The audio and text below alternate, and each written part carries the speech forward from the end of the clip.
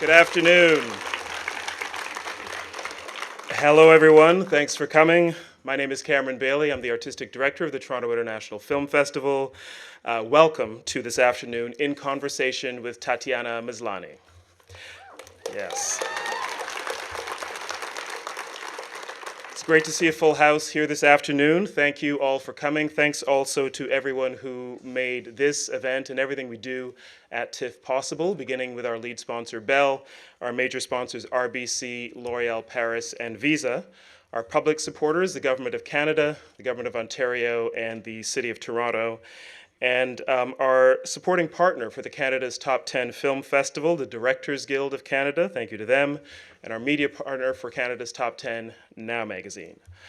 A reminder to please put your phones on silent and please refrain from taking video or photos during the conversation. We don't mind if you tweet, though. And if you follow that Twitter thing, the hashtag we're using for Canada's Top 10 is See the North.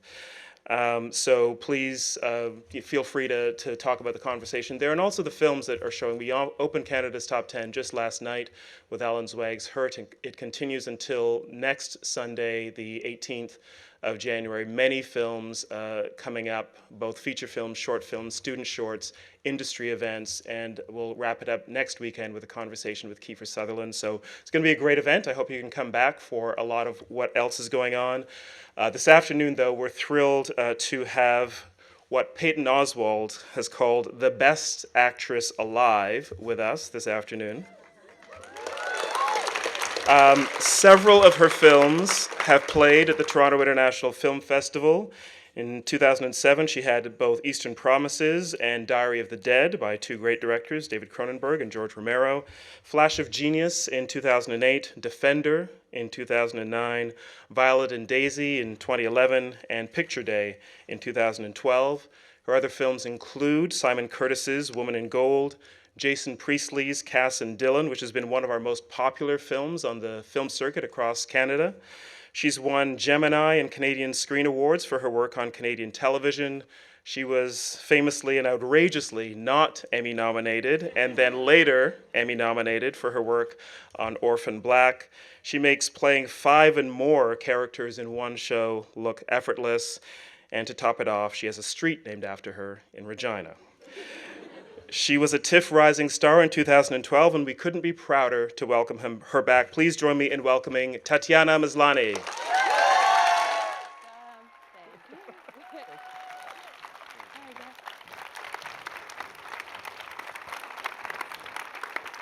Tatiana, welcome. Hello, Thanks thank so much you. for doing this. I know you're very busy shooting and doing various things. You were shooting up until last night, is that right? Yeah, we're on season 4 right now of Orphan Black. Okay. Woo! And we'll be seeing season 4 shortly, right? This spring, I think, is that right? I think March we start to shoot, to show, yeah. Fantastic. What we just saw was a clip from season 1 of Orphan Black, an episode called Variations Under Domestication. This is a Canadian series, which I think is terrific, and it's a Space Original series, and season 4, as we said, will be coming up in March. Is it fair to say that Orphan Black has changed your life?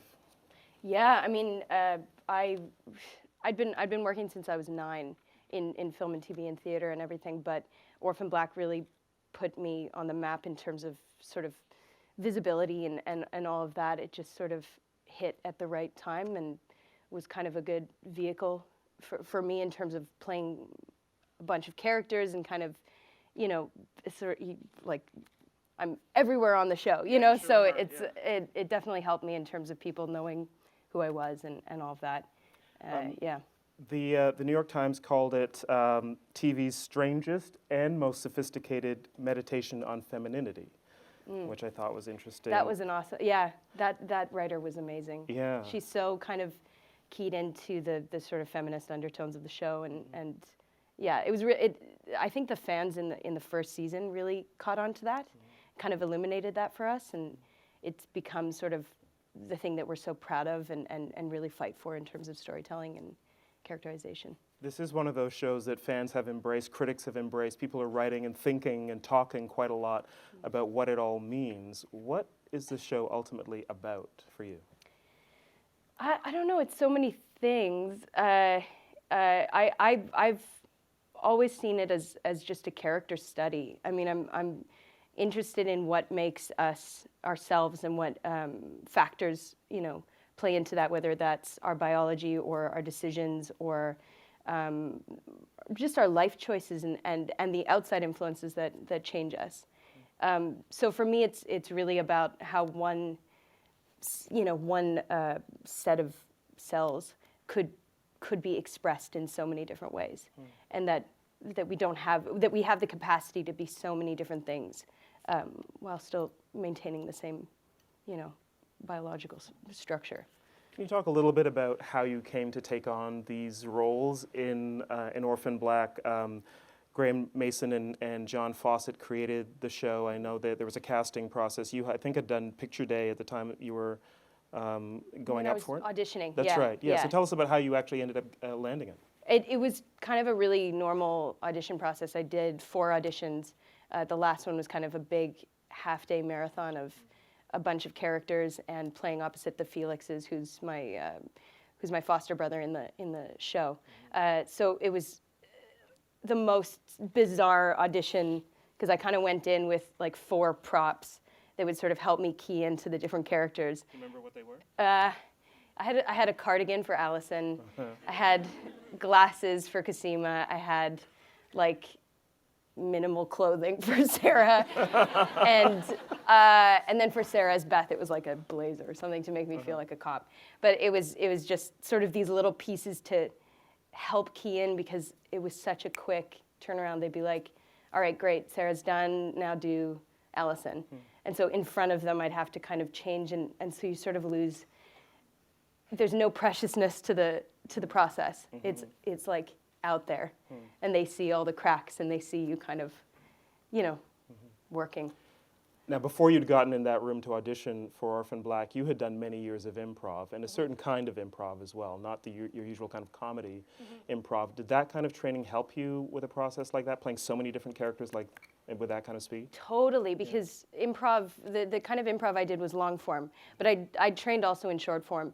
So it's all about creating characters in the moment, having somebody say to you, kind of endow you with who you are, and you go, okay, yeah, that's who I am, and I'll probably play that character now for an hour and a half. So I have to fully embrace who that is and see things from their point of view and all of that. And so that kind of suspension of disbelief was a really huge factor in being able to do this kind of weird theater sports style audition. And just in terms of kind of creating somebody out of like one suggestion. That Sarah sort of has like the three things that sort of key me into who she is or whatever, whether it's accent or whether it's upbringing, all these things, and sort of being able to extrapolate from there and find physicality and all of that. But improv's all about yes and all about accepting and looking like an idiot and in front of people, publicly. So it definitely like kind of destroys any again preciousness or ego in it. Yeah. Now, once you've gotten the roles and you're shooting the show, in addition to the skills that you got from improv, there's also a very technical process to shooting a show where you're playing multiple characters. Can you tell us a little bit about the time vampire and how you actually shoot the show? Yeah, the time vampire is our techno dolly, which is like this huge dinosaur of a camera rig that memorizes the move that you see in those scenes where the camera's moving and there's 2 clones or 3 clones in a scene. So, so it'll memorize that when we do it the first time, and then we can shoot it again, and it'll do the same move so that we can composite. Yeah, so that we can composite the 2 in.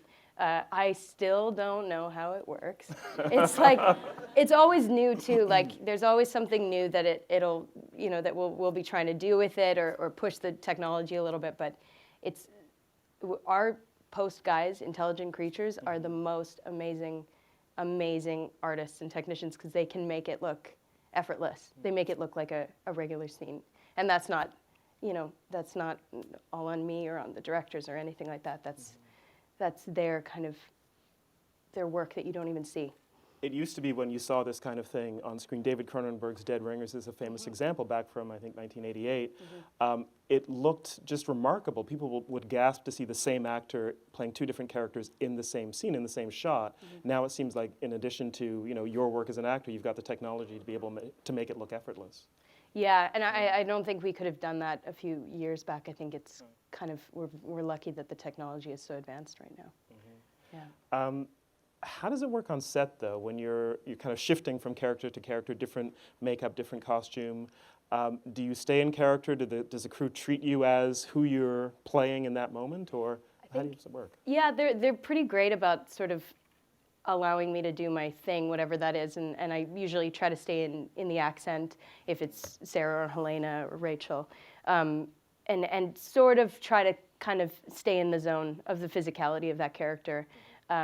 Because the shifts are so quick, I kind of have to jump in fully. And if I don't have 2 months to sit with that character and sort of, breeze in and out, it's like have to drop in fast. So I just sort of try to hold on to them as much as possible. And the other actors are so generous and will always treat me differently depending on, whether I'm Allison or Sarah. Especially Jordan Gavaris. He's kind of vicious when it comes to like keeping me in character. He's awesome.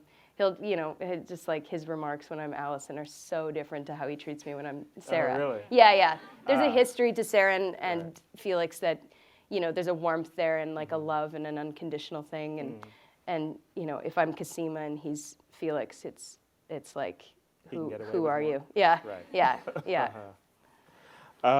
The show has generated an incredible fan base, very devoted fan base. The Clone Club is what they're called. Now, this is a show that was created by Graham Mason and John Fawcett. Benson, pardon me. Yeah. The producers, the directors, the crew, all shape your characters, but then it goes out to the fans, and in a way it becomes theirs, right? Yeah. They make it part of their lives and their worlds. What's that been like to watch the show become something that, in a way, the fans are part of creating? It's surreal. I mean, I don't think we obviously, I had no idea how it was going to be received and sort of hadn't even thought of that when we were shooting because there's just too much to think of in terms of the work I had to do. I wasn't thinking about the product or what it was going to look like or how people would receive it. But when we went to Comic-Con the first year, and we walked out on stage at this thing called Nerd HQ, which is like the best, awesome, most awesome panel. What is Nerd HQ exactly? It's an amazing like charitable panel that raises money, and it's like 200 people, so it's a very kind of intimate, which is intimate for Comic-Con. Yes, 200 people, and when we walked out on that stage and felt that kind of wave of love. I think it was me, Jordan, and Dylan, and we all were just like trying not to cry the whole time. It was just so amazing to have that kind of reaction and to know how much people care about it. And I think it just makes you take it so seriously. You go to set every day and you're kind of in a bubble of the set. You can kind of lose track of the outside world a little bit. But to know that people are watching it that closely and with so much of their hearts invested in it, you can't forget that. You can't not take that with you every day on set. Now, what often happens with fans is that they become so invested that they want certain things to happen. Do they tell you what they want your characters to do? Yes, really? They do. Like, not subtly at all. There's like a lot of Twitter handles that have changed because of certain characters. But for me, and I love that response, and I love breaking people's hearts. I love it, because I think, for me, my favorite shows are ones where I'm challenged and where I struggle to love a character or I struggle to hate a character or whatever, like that force me to engage emotionally and sort of intellectually and everything. So I always like when something comes out of left field and sort of hurts or is exciting or is shocking or changes how you see a character. So what do you think on the show has made I'm curious. What on the show has made fans the maddest that you guys have done? Delphine.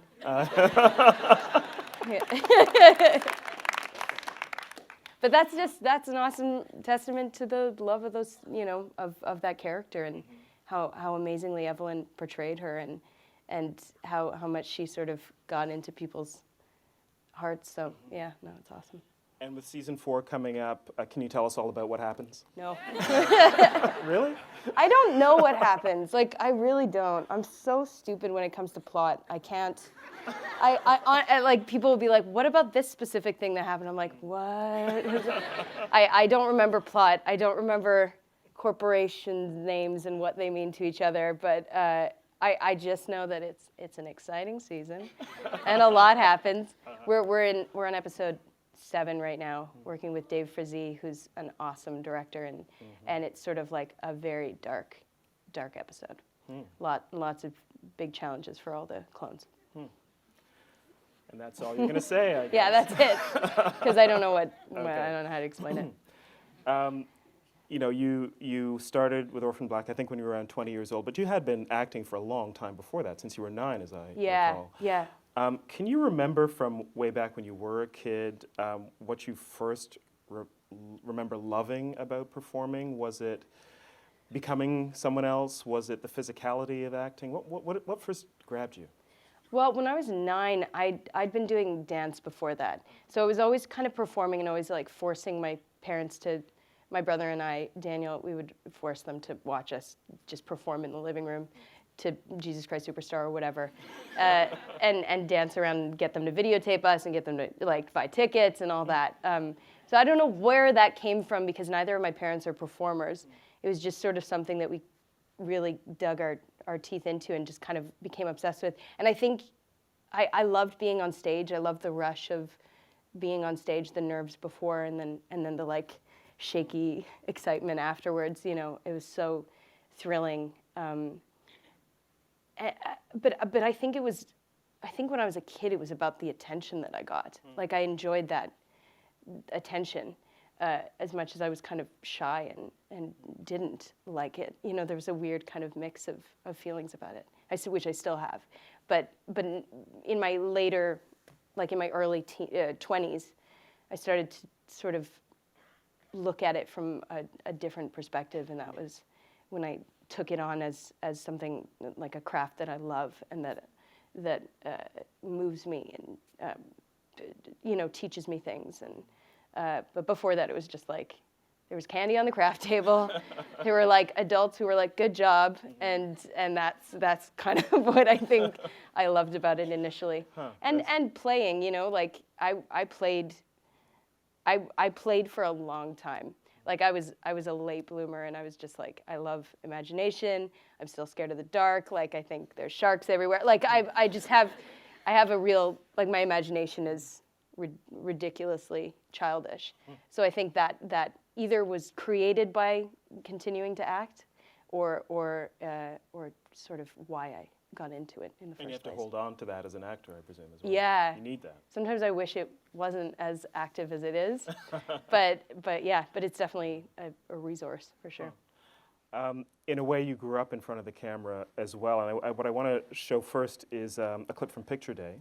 This is from not that long ago. Kate Melville directed, I think 2012, and you play a high school student, has to go back and do grade 13 in high school, and this is a scene where she's surprised after school with a visit from her much older love interest. You're still a teenager, and the other character, played by Stephen McCarthy, Jim, is older, and he takes her on a kind of a date, but an unusual date, shall we say. Let's have a look at that clip from Picture Day.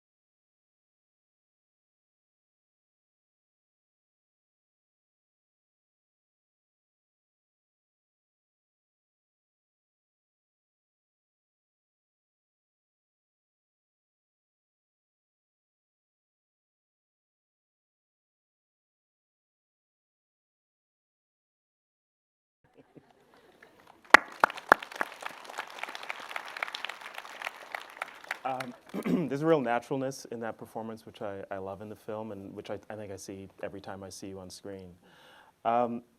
But it's a dicey performance, and I think a dicey character, and I think that's probably what Kate Melville was interested in part, in that your character is a teenage girl, she's much younger, and this is something that I guess you would have had to navigate as you were playing many different roles growing up as a teenager.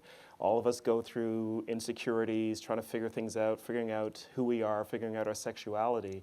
You're performing those things at the same time as you're living them.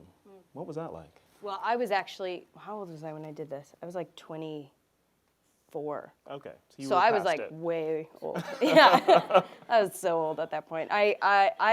But I played younger all the time. Like I did a film called Grown Up Movie Star, where I was playing 13, but I was 23 when I shot it. Wow. It's like so weird to say now, but I'm finally playing my age. But I don't know. I think maybe because of the late bloomer thing, I was always playing way younger than myself, and Claire, this character in this movie, was so opposite to how I went through high school. She was so much cooler than me. So it was interesting to play somebody who I'd probably only witnessed from an outside perspective, who I'd looked up to or who I'd wanted to be like, and to get to play her and find her insecurities and find what the truth is of those kinds of people who posture at being something but who are completely the opposite. And I think there's something nice about having a bit of distance from it too. There's an empathy there. You know, I have empathy for Claire, whereas when I was in that time, I probably wouldn't have had that, you know, that perception. I wouldn't have been able to see. What were you like in high school? Just doink. Like so doinky. Yeah, just not, like I was on the improv team. Is that a bad thing in high No, school? no, it was just like I was on the improv team. Like that's what I did. I spent my evenings doing improv with my friends. We'd go to like parks at night and do Fight Club improv. But don't tell anybody. But that was what was exciting to me. I wasn't like a partier. I had no interest in that. I was just like, let's do scenes and pretend we're a nurse and a doctor. Like, how thrilling is that? You know what I mean? Like that was what excited me. It was always about creating and, you know, I don't know, playing was the thing I did. Yeah. You said something once about acting that I was interested in, which is that you have to be careful about acting when you're an actor. And I know that you've done a lot of different kinds of training as an actor, but can you talk about what that actually means and what you learned from your teachers and your acting coaches about letting go of acting? Well, I love taking classes, and that's, I feel, because I learned on the job. I think I learned a lot of bad habits as a kid, and because I started as a child, I think, and that sense of reward for doing something, that sense of, oh, I did good, I did well, I did good, I did well, you know, I think carried through a lot of my work in my early years, and it still is something that I have to consciously kind of forget, because the teachers I've worked with, John Riven, who does Meisner, a couple of my buddies are here from the class. I like that, and Michelle Lonsdale-Smith. These are people who teach in Toronto and elsewhere. David Rotenberg. These are people who taught me to let go of that sense of doing it right, of getting it right. And that was something that was really hard for me because I was so, I think coming from dance too, where there are steps and there are moves and there's choreography, there's a precision to that, and there's a way that your body's held, and there's a correct way to do it. There's a right way and a wrong way. Yeah, especially when you're younger. Yeah. I think there's interpretation as you grow older, but breaking out of that sense of doing it right and not acting. I've worked with awesome actors, Elias Koteas on Defendor.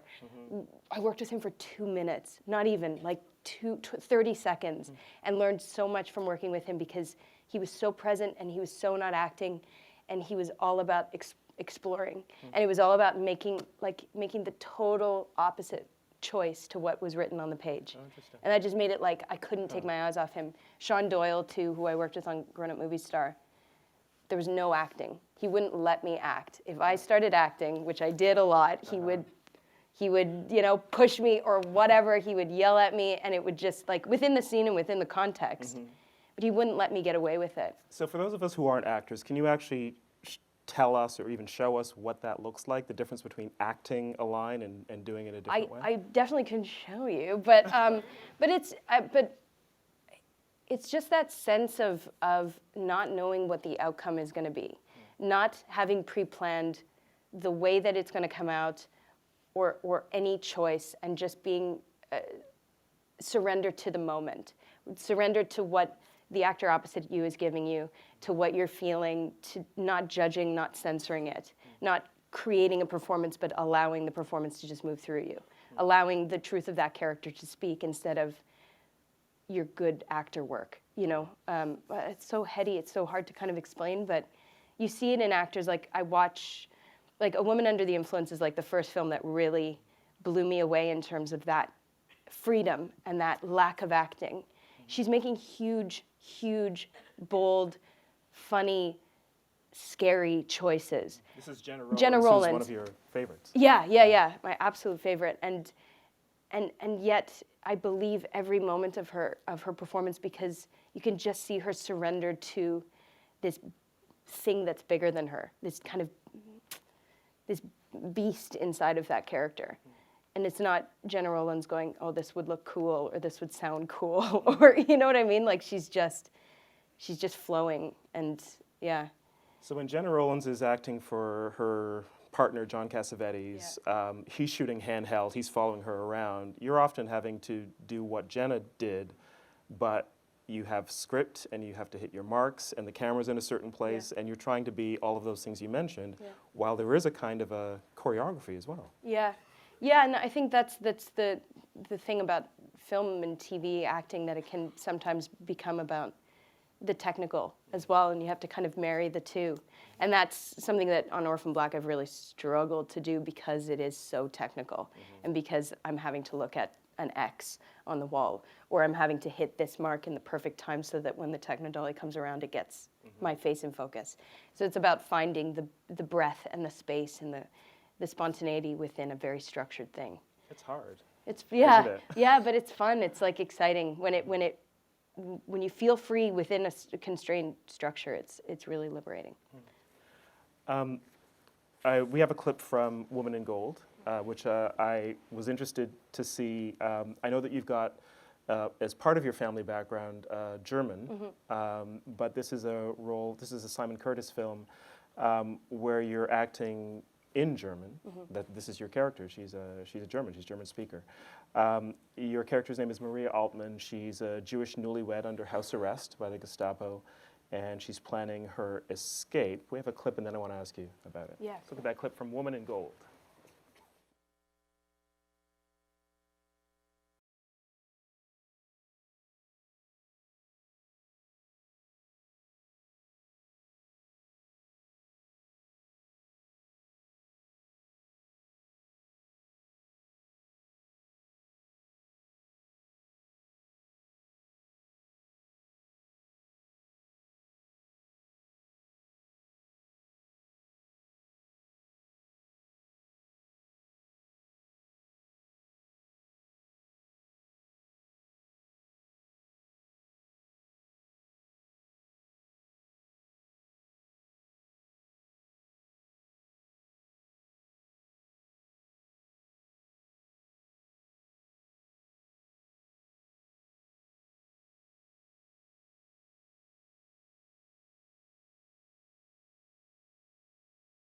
Really impressive. And maybe I'm overly impressed that you're acting in another language, but I think both the performance and what appears to be your complete confidence in inhabiting that role, I think is quite something. What was it like to shoot that role? This is the first time you'd acted in a language other than English? Yeah, pretty much. I'd done a little bit of Russian here and there in Defendor specifically, but this was the first full character in another language, and I was terrified to do it, even though I had German in my background, but she's Austrian, and she would have spoken a high German and a sort of more posh German than I had been taught as a kid. And there's a difference to the dialect. You know, there's so many little variables. But there's something so freeing about playing her, because I wasn't, once the lines and the dialect felt comfortable, I wasn't listening to myself the way I do when I'm acting in English, even if it's just a subtle clocking of how I sound, or an awareness of how I sound, how certain phrases sound in English. You know, I'm aware of those things, but in German, it's another language. So my brain sort of oddly shut off, and it felt like there was a real connection to something deeper. And you know, maybe it's also because my family background has those sounds in it, and that I heard them growing up. So there was this connection to my Oma and my Opa, and to my mom, and all of these things that were kind of flowing through me that the German allowed to come out. And it was so much fun. I would love to work in other languages, because it is really kind of liberating. Can you talk a little bit about your upbringing? You started dance when you were, I think, 4 years old, acting at 9. As you said, you've got a lot of sort of different European streams running through you, and I guess that would have been something that you felt and lived among in your family. But what do you think were the shaping forces on you as a young person in terms of what you become now? Well, I think language was a big one, because my mom's a translator and is fluent in like 5 different languages, and she taught me German before I knew English. So I was speaking German at like 2, and I was conversational and was able to do it better than I could speak English. And she put me in immersion as well, in French immersion. Yeah.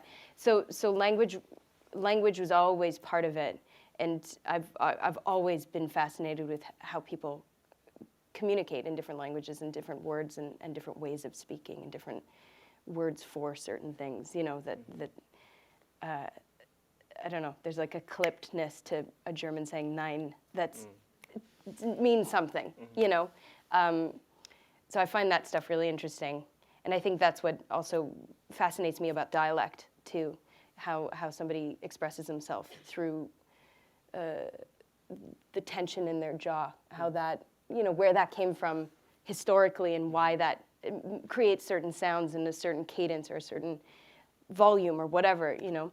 And I danced from a very early age, so dance has always been part of my palette in terms of work as well, and in terms of getting into a character or becoming present or losing my intellectual sort of whatever.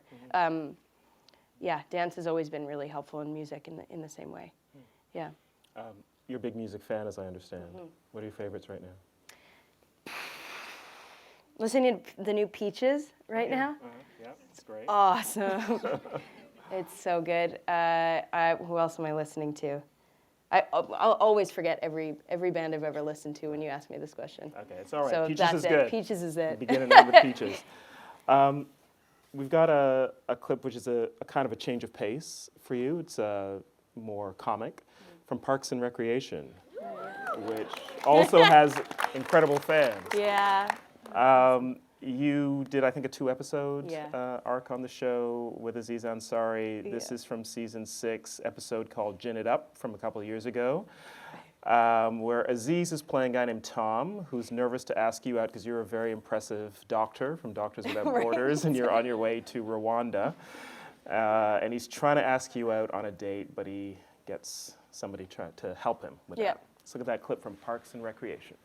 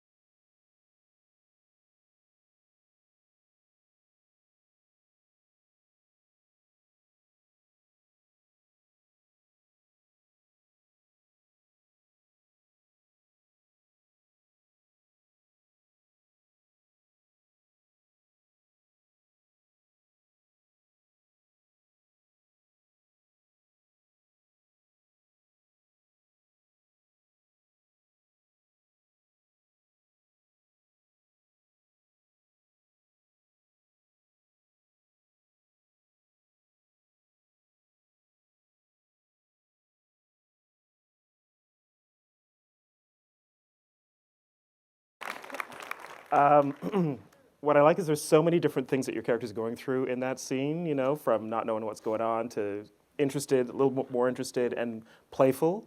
And these little sort of micro gestures and expressions that communicate all that. Is any of that technical and planned, or is that just you responding? That was just me in total fear the whole time. Really? Why? Because it's Parks and Rec, and like those are all my heroes on that show. So I was just like trying to like stay afloat. No, because those two are awesome, and made it so comfortable. And you as well. They're fans of Orphan Black, right? Well, that's cool. I find that hard to believe, but no, it was awesome. The director was Jorma Taccone from The Lonely Island, so I was just like kind of in heaven at the time, and just really trying to be open to whatever they were giving me, and they're both so strong comedically, like it's in their bones. So I was just, I learned a lot watching them and just tried to be with them and try not to pee myself. Yeah. And you succeeded. I'm not saying that. Is it a different set of tools you're using for comedy than drama, or is it the same thing? I think it's meant to be the same thing. I still struggle when it's like this is a comedic scene to fully trust the tools that I have. But I was listening to this awesome interview with Bob Odenkirk the other day, and he was talking about how it's just the same. It's the same commitment. That's all comedy is a total commitment, though the scenario is absurd and the circumstances are absurd. It's the same commitment that you bring to drama. So yeah, no, I think there's a huge similarity between the two, and that's why you can watch a comedian do drama and just be like, you know, they just have it. There's something about them that can do that as well, and I think it's just that commitment. Do you have a preference between the two? No, I mean I'm I'm such an absolute nerd for comedy. Like I just love it beyond everything else. So I still have a reverence towards it, and I'd love to do more of it, but it definitely doesn't. It's not my comfort zone at all. No. Apart from Parks and Rec, what are the comedy series or shows or comedians that you like? I loved The Office. Like that was a huge I mean the UK one, right? The UK. Yeah. I love The Office. I love Edgar Wright's movies. Shaun of the Dead was like one of my favorite movies. Yeah, it's the best movie ever. It's perfect. Who else do I love? I love, of course, now I can't remember anything. Broad City, Amy Schumer, Key and Peele. I kind of plowed through those. Another Period. Yeah, there's so many great shows right now. It's good for comedy right now. The British accent that you use in Orphan Black, where does that come from? Is that something that you had heard growing up as well, or is that just something that you had to discover and create? No, that one's like that one still continues to be the most difficult accent for me. Is that right? Yeah, because it's just such a specific. It's so specific, and it's class by part of like London, by that kind of thing. Area. Yeah, exactly, a neighborhood, right? So it's so specific, and it isn't something that I grew up with. So it's stuff I heard, you know, on television, and now I've been to the UK loads and have a lot of experience there with and hearing the accent, but it's still really tough. When you go to the UK, do they approve of your accent? No. Some people are like, "Good job," and other people are like, "You're Australian." And yeah, no, it's. Yeah, I still struggle with it. Yeah, definitely. What I like, and I hope you'll continue, is that in addition to the success you've had on television, you continue to do independent feature films in Canada, especially. Yeah. You've got two coming up that you have already shot. One's called The Other Half, directed by Joey Klein. And in this one, you're acting with Tom Cullen. Can you tell us a little bit about that film and that project? Yeah, so Joey is one of my besties, and he's an amazing artist, and we started talking about 5 years ago about this script that he'd written called The Other Half of a Missing Person. And we sort of just started bouncing ideas back and forth, and he was really open to kind of bringing me into the process of it. And then he found out I was dating Tom Cullen, who's an amazing actor. If you haven't seen Weekend and Black Mirror, you have to see it. But he put us together and was like, would you guys like to do this? And yeah, it's sort of the most intimate project I've ever been part of, because it was two people who who know me so well and who I know so well, and it's like you can't get all the tricks and any lying and any kind of acting at all when you're stood opposite somebody who knows you so well. So it was a real, just absolute treat to do the film, and the script is so beautiful, and the freedom that Joey gave us to play and to, like, Bobby Shore was our DP, and the team that was around us was so up for whatever was going to happen. Scenes would change on the fly. Blocking would change entirely, and the lighting would suddenly be, wrong for the new setup. But Bobby would be like, shoot it, go, and we would just go. And Joey was up for it, and Tom and I just got to play. Yeah, it was the most freeing, amazing experience, but terrifying to have it, be seen now, because it's... And the rest of us are going to see it soon, I guess, as well. Yeah, so that's in excited about post-production that. Yeah. right now, the other half, and I guess it'll be out later this year. You're also in a film called Two Lovers and a Bear that Kim Nguyen has directed. He directed Rebelle, which was nominated for an Academy Award for Best Foreign Language Film. Terrific film. And we have not a scene, but a kind of a teaser from that film. Can you first tell us a little bit about what it's about? It's about two young people in an Arctic town somewhere who are basically decide to run away from their past. Okay. And it's sort of this journey that they go on. You're acting with Dane DeHaan in this case. Okay, so let's look at that clip from Two Lovers and a Bear. This is an exclusive trailer. You are the first to see it. The film is in post-production right now, but we have this. Thank you to E1. Let's look at that teaser from Two Lovers and a Bear.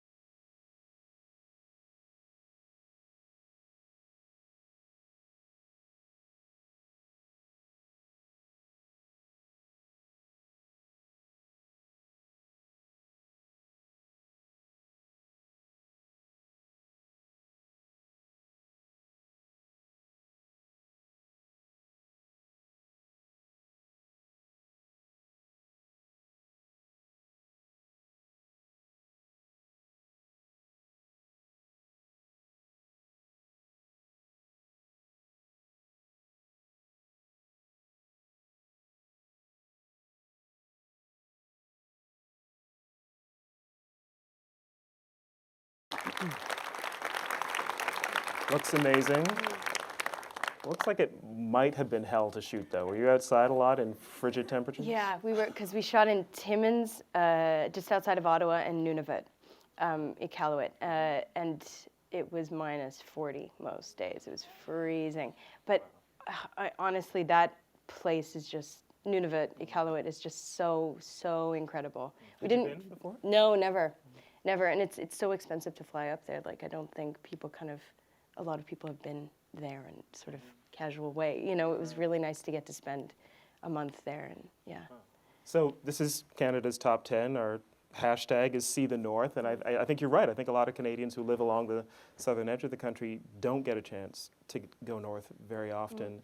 You grew up on the prairies, so it's not like you were unfamiliar with winter and that kind of environment, but what is the difference when you go to a place like Iqaluit? I mean, culturally, in terms of what this country is, what does it feel like?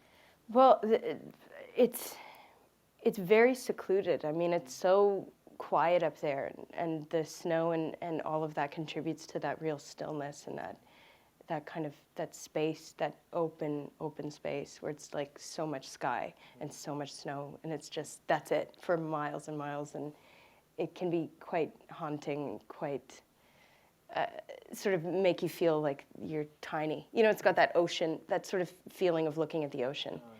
It's just so incredible, and the people there are absolutely amazing. There's such a thriving artistic community there. I think because there is, like, the cold is oppressive, and the secludedness is oppressive. There's all, and culturally, I think we forget about the Inuit culture, you know, down south. We sort of neglect to remember that is one of the, you know, they're the founders of our country in so many ways, and their history and their cultural practices are things that have existed for centuries, you know, and the language is completely foreign and completely different to anything that we speak down here, and you know, ice fishing and being out in the cold and building igloos and all that stuff is like part of.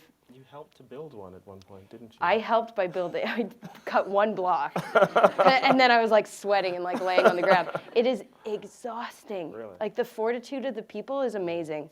Yeah, it's you know, you can hear throat singing in the film, or in that clip. Just things like that. These sort of amazing traditions that we know so little about down here, and that I mean. Being there and exposed to it was absolute magic. I just loved it. I loved it. Given that, I can imagine that right now Hollywood is calling. I know that you've been cast in some things, and I'm sure there's lots more to come. There must be a pull to the south, even as you're talking about the north, and you've spent so much time developing a craft and a career here in Canada. What does the future hold? Where are you going to be, do you think?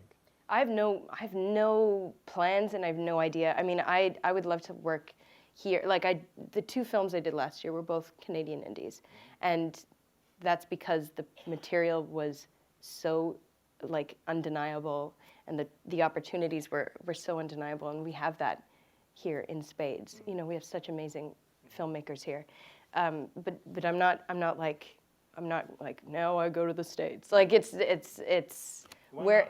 Well, if the work is interesting, then that's what I'll do. Okay. You know, but for me, it's never been about that stuff. It's never been about like Hollywood or anything. That doesn't even factor in for me. It's like, what is the script? Who do I get to act opposite? Is this juicy? Does this, you know, turn me on? Does this make me scared? That's what I care about. I have no. It doesn't matter where it's shot or. You know, that kind of thing. Mm-hmm. Yeah. How do you feel about being famous? I don't know. Some people do go south to get famous. Yeah. Yeah, I don't know what, I don't know. I find that bizarre to even be told that. Like, it's weird to me, but I don't know. It's like. Oh, come on, if you love it, just say so. I love it. It's the greatest thing that's ever happened. No, it's you know, I'm navigating the visibility of it slowly and sort of trying to find my privacy in it and my, you know, my where I exist in it, and just trying to also forget that you know, that I like that people like my work. That makes me happy. But the rest of the stuff is Well answered. Silliness. Thank you. We're going to go to your questions in a moment, but before 12 people ask this, let me ask about Star Wars. I saw it and I loved it. You loved it, did you? Yes, Great. I loved Okay. it. It was so awesome. Well, there was a rumor that you might be up for a role in the next one. Right.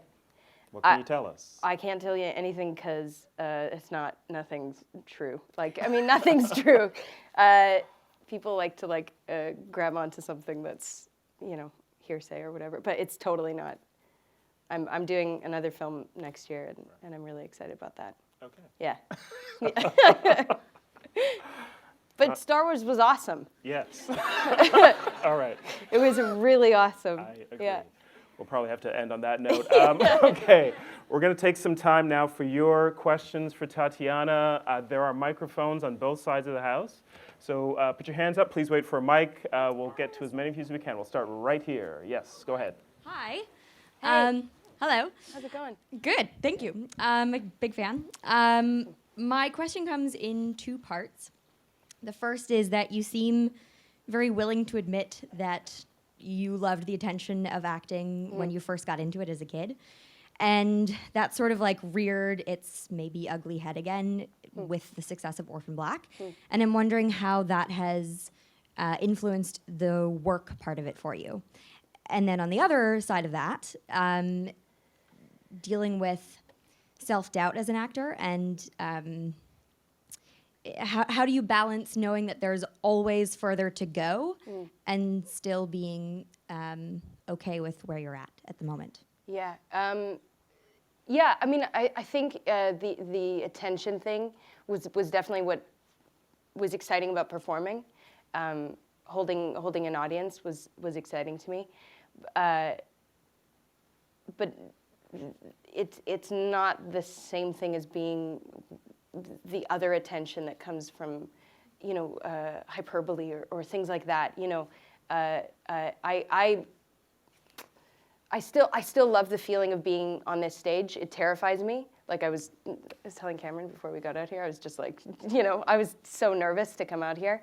But I do get a thrill out of, being watched, and I think that's part of being an actor. And I don't know that that's necessarily a bad thing. I just think it has to be monitored, that it's not all about what people think or that do people like it or are people watching me. But am I connecting? Is this connected? Does this mean something? That I think is more important. And then the other question was self-doubt. I think that's something that Orphan Black has taught me a lot about in terms of I'm constantly churning out product. I'm constantly creating. And that can, if I start to self-doubt and monitor and all of that, then I would just implode. But it's always there. And that self-doubt, I think, is what keeps me wanting to be in class and keeps me wanting to explore and keeps me going. I never feel satisfied after a scene's done, and that's okay, because how could you ever be satisfied? There's endless possibilities for what a moment could be and for what a performance could be and for what a scene could be. So, and it'll get edited and it'll get looked at by producers or by studios, and so they put their mark on it. So all I can take care of is being in that moment, and that's it. And I think if self-doubt didn't exist, then like why am I? What's my question? Why am I continuing to pursue it? Yeah. Right here. Thank you. Because Thanks. you're so wonderful at getting into characters, I'm just wondering, is there any historical figure that you're really sort of dying to bring to life? I started reading recently about Margaret Sanger, who was the kind of one of the sort of the mind behind Planned Parenthood, and her story's absolutely fascinating, and that is very recent, and I'm not super educated on her, but just her sort of her duality and her, she's very, very interesting, where she sort of sits in the moral fabric. Like she's just very, very compelling. Yeah. Thank you. Who's next? Right here? Yep. Hi. Hi. A little bit more of a fun question. What is your current telephone ringtone? Oh, it's just generic. I think it's like the most boring, like the default. It's the default. Yeah. You didn't go with Missy Elliott? I didn't. I used to have Lady Sovereign as my ringtone. That was the worst. Right here. Hello. Hi.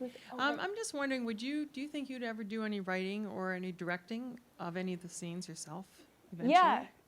Sorry? The last thing Would you want to direct any of the scenes yourself?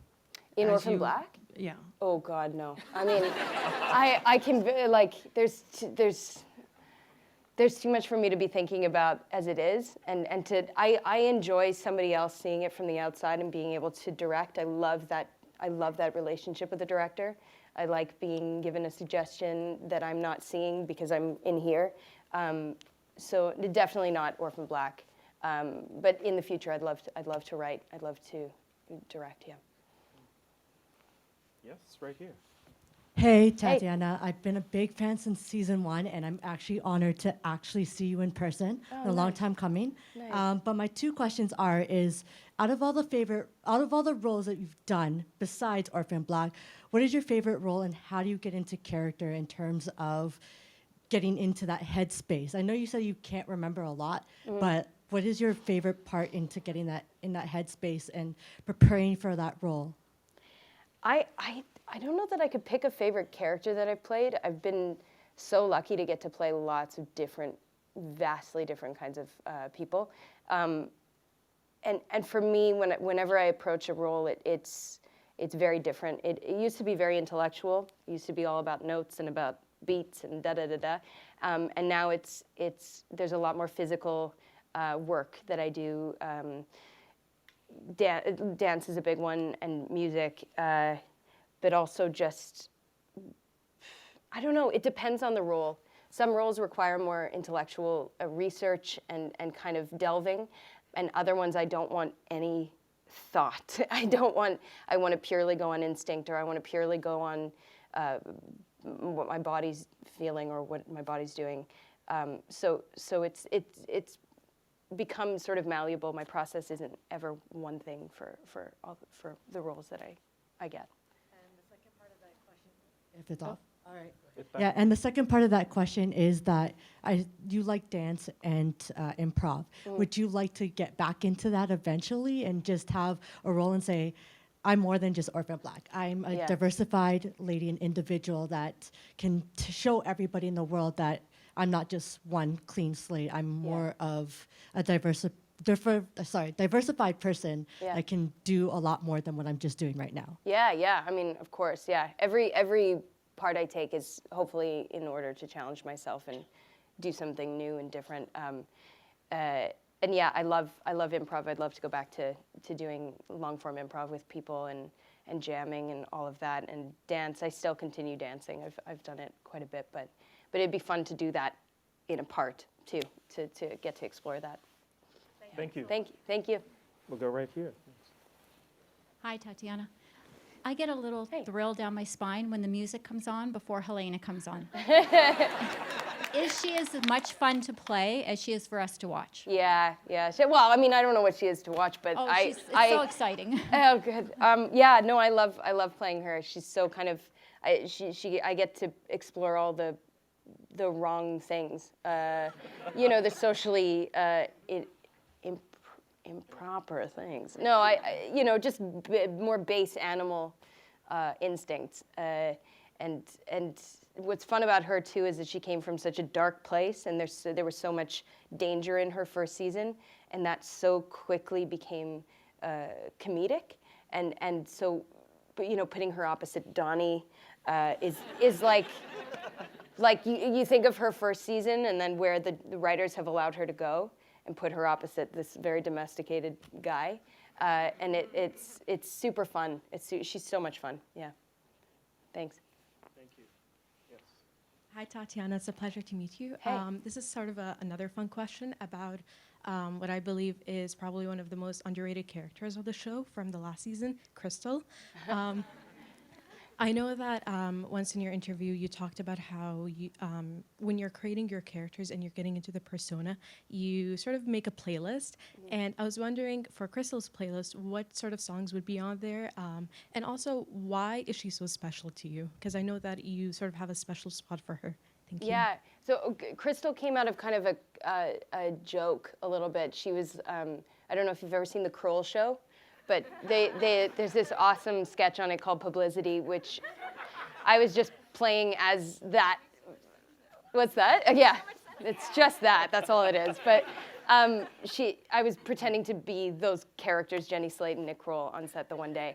And Graham was like, oh, well, that, and John were like, well, that character needs to live. So, so she came from a real kind of arch thing, and then we started to kind of find the truth in her. And I think Crystal was somebody who, from my perspective, from the outside, I would have always judged and always kind of been like, oh, you're that kind of girl, and I'm not like that, and I would never think that, and I would never act like that or dress like that, and have a lot of judgment about her. So what was so fun was finding the empathy in her and going like, oh, well, why do I have those judgments about this kind of person? And why would I even think that is one kind of person? So that's what I loved about Crystal. And her music was Sia, Katy Perry, Britney, Missy Elliott. Yeah, basically my favorite music. So like, how could I judge her? Yeah. Thank you. Where are we going now? Right here. Hi. I recently just moved to Toronto from New Brunswick, and I'm just so amazed at all of the Canadian content, especially queer content that's filmed here, like Orphan Black and Lost Girl and Carmilla. And I was wondering if there's any shows that you love that film in Toronto, and is there anywhere in Toronto that if you could, you'd have the chance to like just do a little Orphan Black scene there? Oh, the aquarium. I think that would be quite fun. Helena in the aquarium. Just like, but like in the aquarium.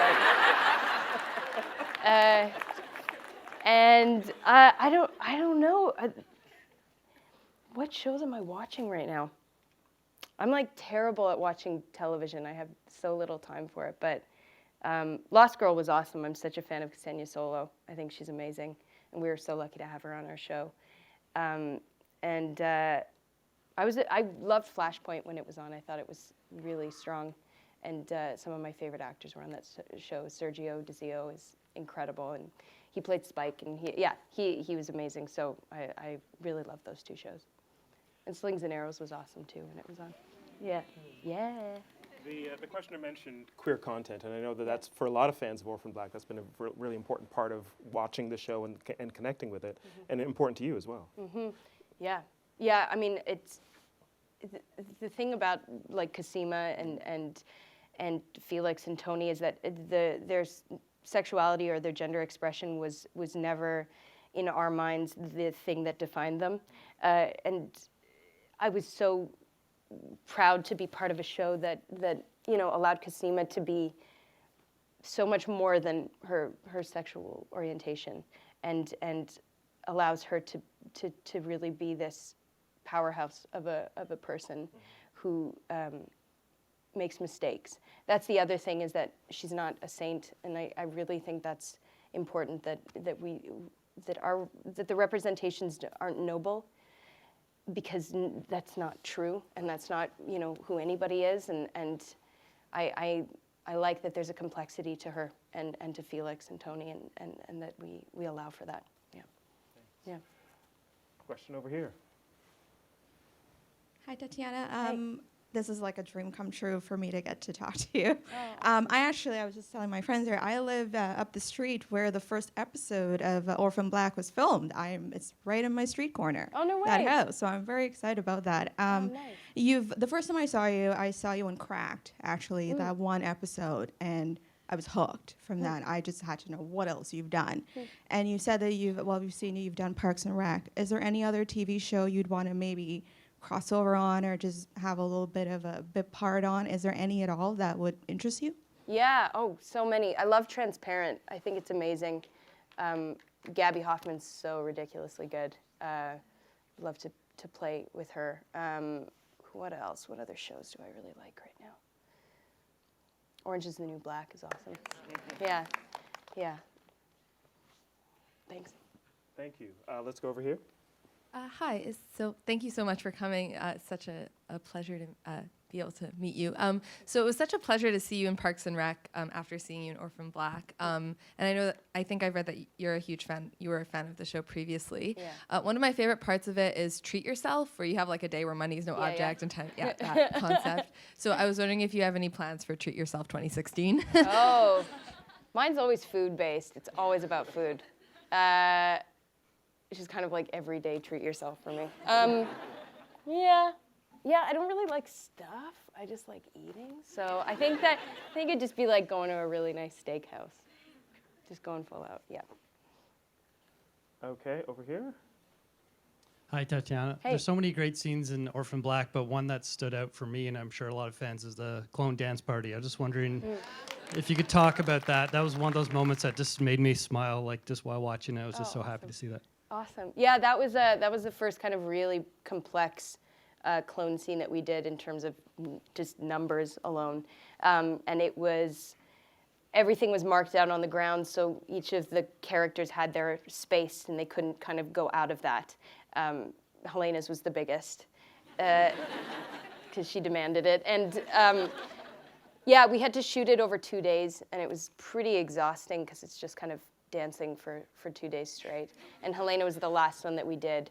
And there's something really emotional about her dancing for me because she so rarely gets any moments of like pure joy.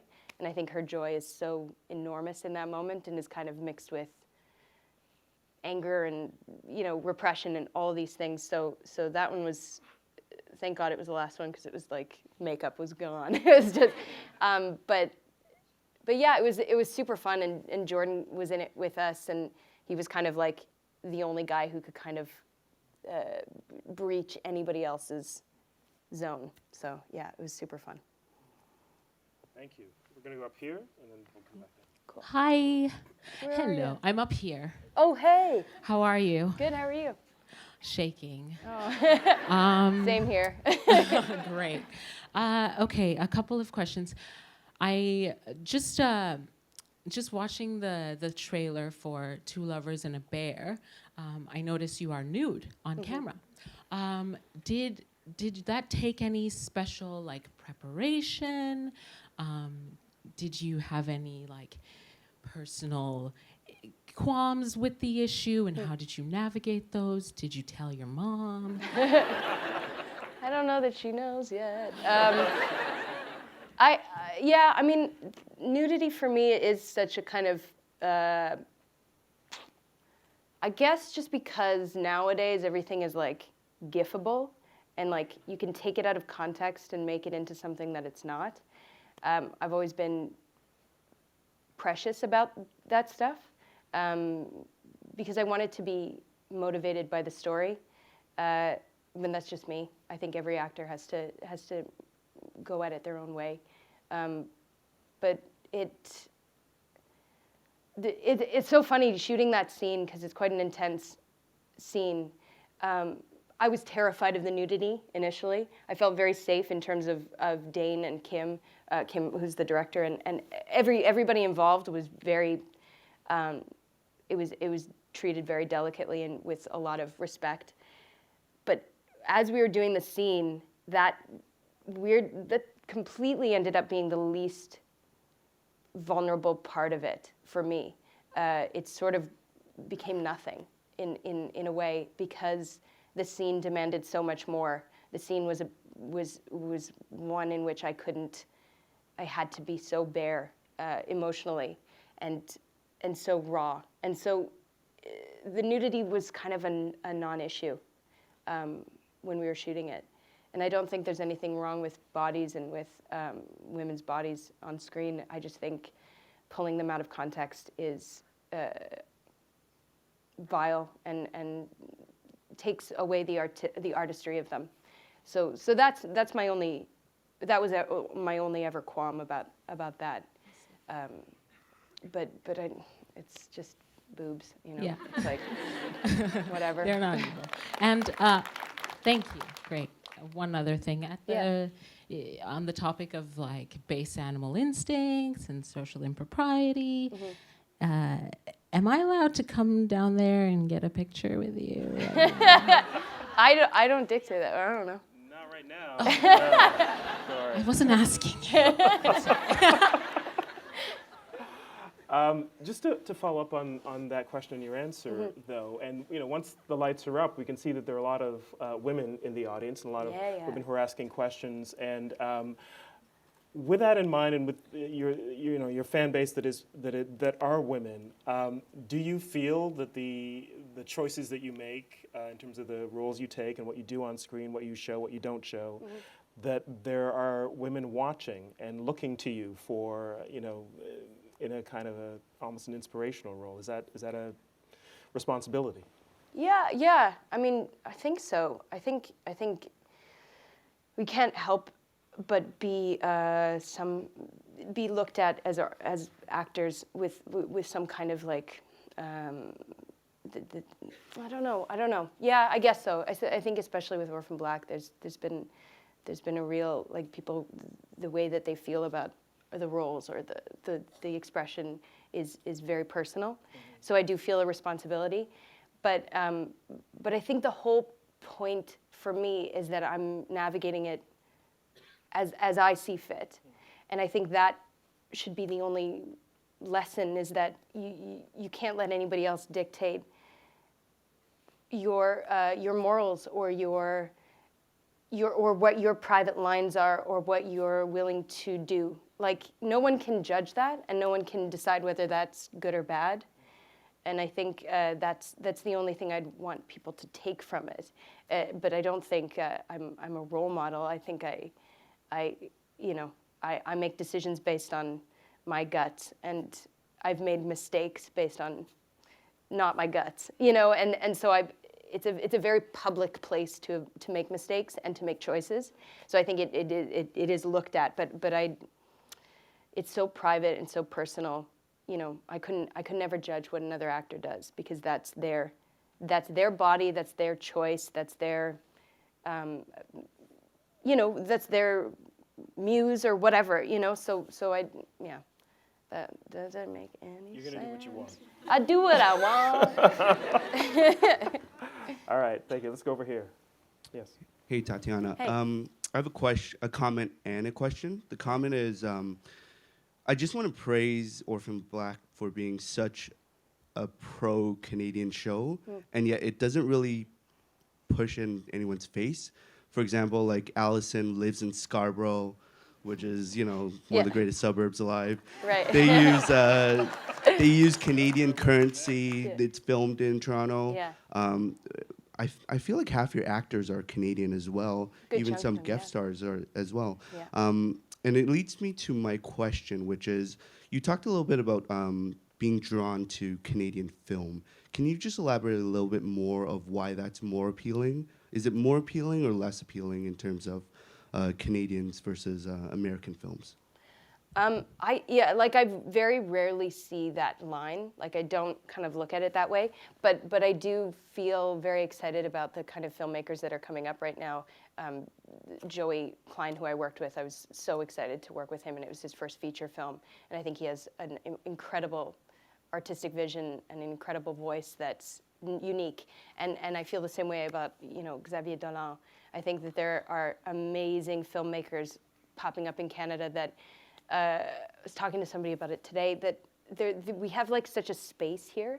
There's so much space. We have so few people who live in Canada, and there's so much nature and space between cities and space within cities. Our streets are wider. There's less kind of, except in Toronto. I mean, but there's compared to New York or something, there's just like less. There's just less. So I think that space actually allows for a lot of creativity. And I grew up in Saskatchewan. All of my friends are artists in some capacity: dancers, writers, drawers, illustrators. You know what I mean? Improvisers, comedians. Like, there's something about the space, I think, to create that we have that's very unique. And I think we just have to keep supporting our own content, because it's awesome, and it's the only way that it'll get out there is if we start watching it. Yeah. And we didn't even ask you to say that, but No. we're fully behind it. Thank you. Yeah, no problem. Let's go right here. Hi, Tatiana. Hey. I'm one of your fans from China, and Awesome. but also I'm a fan of Dane DeHaan. So I want to know a little bit about the chemistry between you two, and can you compare the chemistry with him with Paul and Daphne? And besides, is he a good kisser like this too? Who, with Dane DeHaan? Yeah, Dane DeHaan.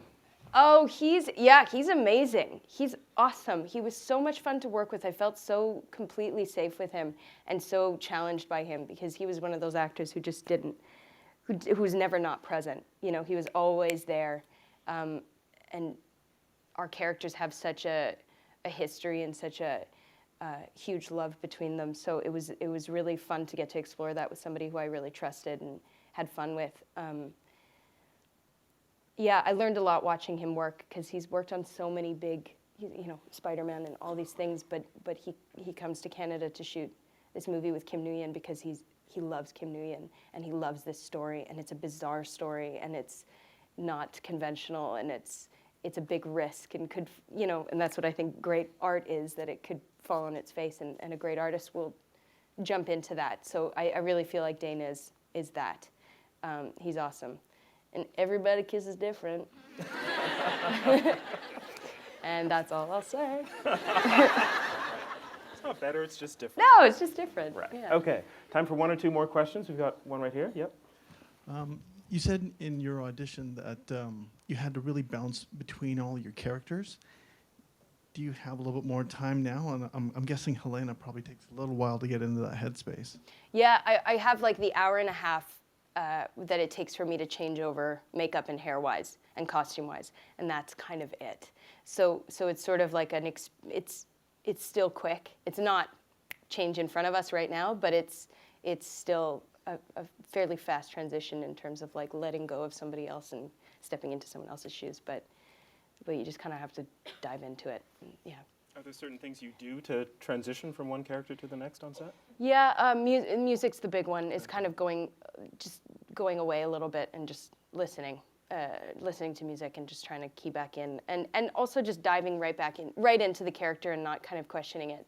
So as soon as it's Sarah time, the voice starts and the body starts and all of those things start, just so that I'm not, you know, easing myself in. It's just like go. Yeah. Thank you. Yes, right here. Hey. Hi, I was just wondering if you had the opportunity to work with anyone dead or alive, who would it be? I'd love to work with John Cassavetes, and I'd love to work with Jenna Rollins. Yeah. Just want to be in that movie. That's a great choice. Yeah. Can we go right here? So the woman who wants to ask a question right here in the front row. Hi, Tatiana. I'm Celine, and I really look up to you. And I was just wondering, do you have any advice for like young actors that really want to get into it? Yeah, I think just get into class and just take a bunch of classes, different techniques, different teachers, different styles, things that you wouldn't necessarily think would help, you know, like improv or dance or voice lessons. I think just diving into the craft and just making sure that it's about learning and expanding and continuing your education. You know, that the education, I think, in my opinion, will continue for the rest of your career. So never kind of feeling like you've got it, or, you know, that there's still more to explore all the time. And also having a life outside of it, which is like the thing I've slowly learned to do. But it's, you know, having strong relationships with people around you, traveling, seeing the world, taking the world in. That stuff fills you up just as much as you know, classes and studying and obsessing over acting does. Yeah. Thank you. Time for, let's say, just one more question. Oh, you've got a microphone. You're the one. She cosplays as Allison at Wow. every Comic-Con. Yeah, she's amazing. It's shocking to see without the bangs. It's a top piece. Oh, right. So the first time, the first work of yours that I'd ever seen actually was like 2030 CE. Oh, wow. Yeah, well, I grew up in Ontario, so YTV. Yeah. But since then, like, you've had so much like growth and have gone through so many different genres and I'm sorry, I lost my words. No, that's fine. From horror to comedy and everything in between. And my question is there anything that you gravitate to particularly? And if you had the opportunity, is there something that you would really want to sink your teeth into that you haven't had the opportunity to yet? And as a side question that's completely unrelated, there's a behind-the-scenes photo from an episode of Orphan Black where crew are wearing paper bags on their heads. Do you know what that is about? Right. That was like what was that? Matt Frewer, who plays Dr. Leakey, he worked with John Fawcett a long time ago, who's one of our like showrunners and directors.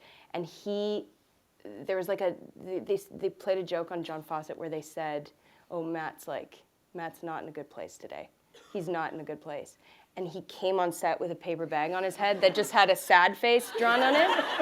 And John took it totally seriously and was like, okay, nice to have you, Matt. Like it was like being so like gentle with him, and like it turned out to be a big prank, whatever. So then I think the day that Matt Frewer came to set, every crew member put a bag on their head with a sad face. So it was an inside joke in that terms. But I used to do a lot of musicals when I was a kid, and that is the thing that probably scares me the most, but to get to do a musical would be amazing. I would really love to do that. Or theater. I'd love to dive back into theater because I haven't done it in so long. And what was the other aspect of that question? No, that was I think that was mostly it. I think it was seeing if there was any particular, since you've done so much, anything that you find yourself more drawn to. Yeah, it's sort of whatever's in front of me that excites me. It's so little about the genre or about, I didn't ever see Orphan Black as a sci-fi. I just saw it as like a cool character piece, So it's whatever's in front of me that excites me, and that I get the opportunity to do. I'm up for it. Yeah. Thank you. Thank you. We're going to have to end it there, unfortunately. I just want to thank you, viewers, fans, cosplayers. Thank you for coming. Please join me in thanking Tatiana Maslany.